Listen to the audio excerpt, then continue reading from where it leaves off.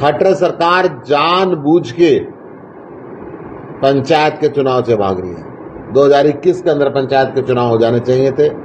इनको मालूम है कि गांव में जो विकास है पंचायत के रास्ते से होता है, परंतु गांव के लोगों से खट्टर साहब को विशेष तकलीफ है, इसलिए 2021 से लेकर अब तक ये चुनाव नहीं करवा रहे हैं। इससे टालते जा रहे हैं, एक रास्ता निकालते हैं, दूसरा रास्ता निकालते हैं, तीसरा रास्ता निकालते हैं। मैं मांग करता कि चुनाव खट्टर साहब को चैलेंज करता हूं, वक्त के ऊपर चुनाव करा कर दिखाएं, आपको मुंह की खानी पड़ेगी। गुप्ता जी, तो आप सरकार से क्या मांग करते हैं? जिस तरह से आर्थिक दिन से हड़ताल पे, आज करनाल में सीएम आपका घेराव भी कर रहे हैं, तो क्या करें? देखिए, हर वर्ष जब जब फसल का समय आता है, क्यों खट्टर साहब किसानों को परेशान करते हैं, क्यों आड़तियों को परेशान करते हैं, क्यों उनकी फसल सड़क पे पड़ी रहती है?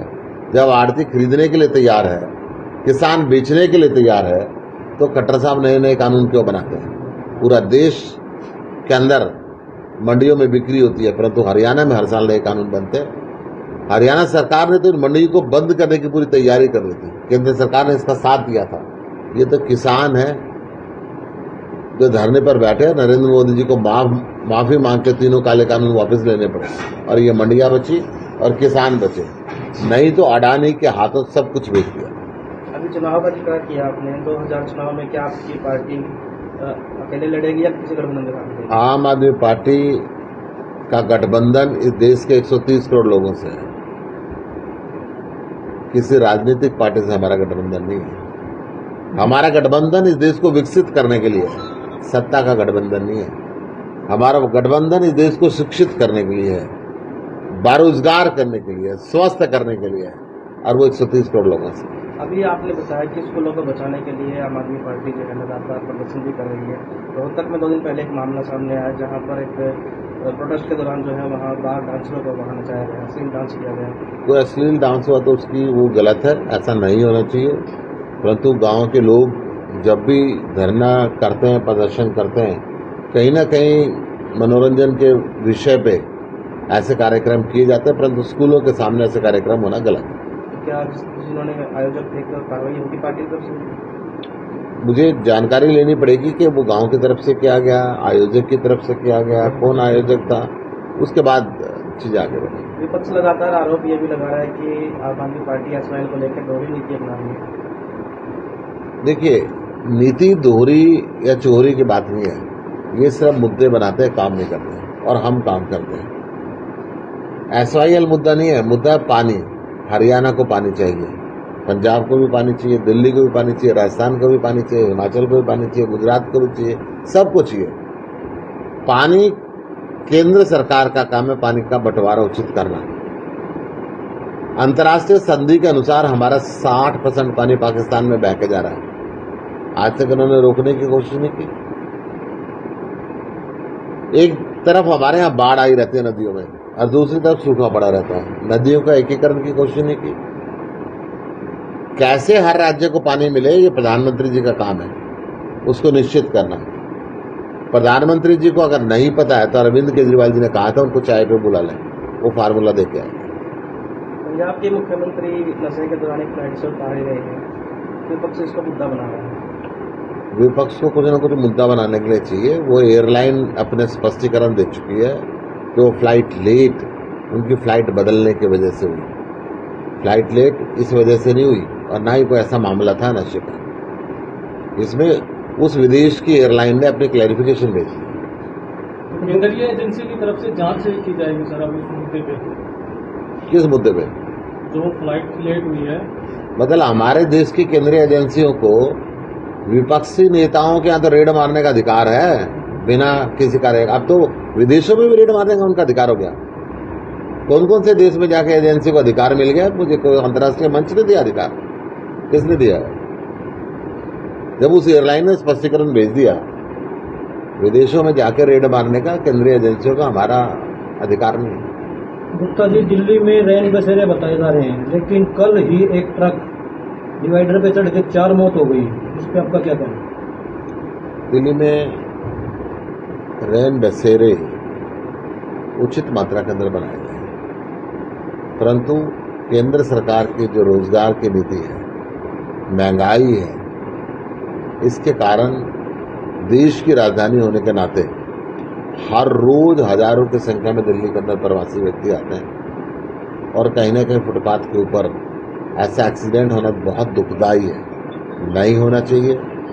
और मैं उन सब भाइयों से अपील करूंगा, अगर आप कहीं से भी पूरे देश में दिल्ली में आए हैं, अगर आपके पास जगह नहीं है तो रेन बसेरों में जाए, दिल्ली सरकार आपका प्रबंध करे। तो जी गुजरात में जो है अरविंद केजरीवाल कह रहे हैं कि रैलियां करने की परमिशन नहीं दी जा रही। भारतीय जनता पार्टी अरविंद केजरीवाल जी के बढ़ते हुए प्रभाव से डरी हुई है। हमारे ऊपर ईडी की रेड कराई जाती है, सीबीआई की रेड कराई जाती है। अरविंद केजरीवाल जी को अब एक मीटिंग करनी थी, 13 जगह हमने बुकिंग की, 13 जगह उन्होंने कैंसिल कराई। लोगों को धमकाते हैं, डराते हैं, ईडी की रेड डराते हैं। 14वीं जगह पे जाके वो मीटिंग करनी पड़ी। ये अटल सत्य है। परंतु गुजरात की जनता अब बदलाव का मन बना चुकी है, केजरीवाल को लाने का मन बना चुकी है और बदलाव होगा। आप तीसरे मोर्चे में हैं आम पार्टी? आम आदमी पार्टी पहले मोर्चे की है। जो पहले ही तीसरे में चले गए, मोर्चा क्या हुआ? जिसने पहले ही अपने आप को थर्ड मान लिया। आम आदमी पार्टी तो देश को नंबर 1 बनाने की बात करती है, पहली पंक्ति में देश को खड़ा करने की बात करती है।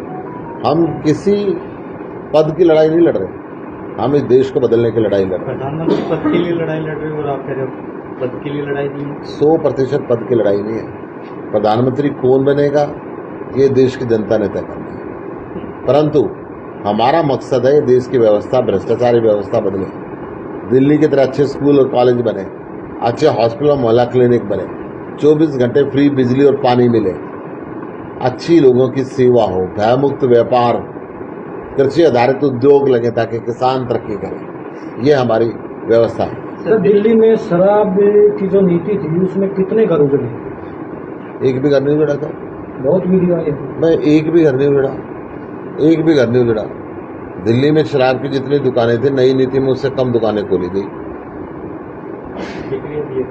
और जब एलजी साहब ने उसको पूरा लागू नहीं होने दिया तो पुरानी नीति को लागू कर दिया। अभी 2-3 दिन पहले आपके जिला अध्यक्ष के साथ मारपीट हुई, कुछ टाइलें चोरी करने की इन्होंने शिकायत दी, इनको पीट दिया गया।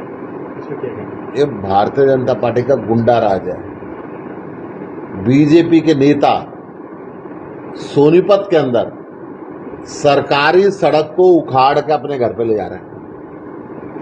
हमारे जिला अध्यक्ष ने शिकायत करी, उसकी वीडियो बनाई। डीएसपी कहता है कि समझौता कर लो, इनके आगे घुटने टेक दो।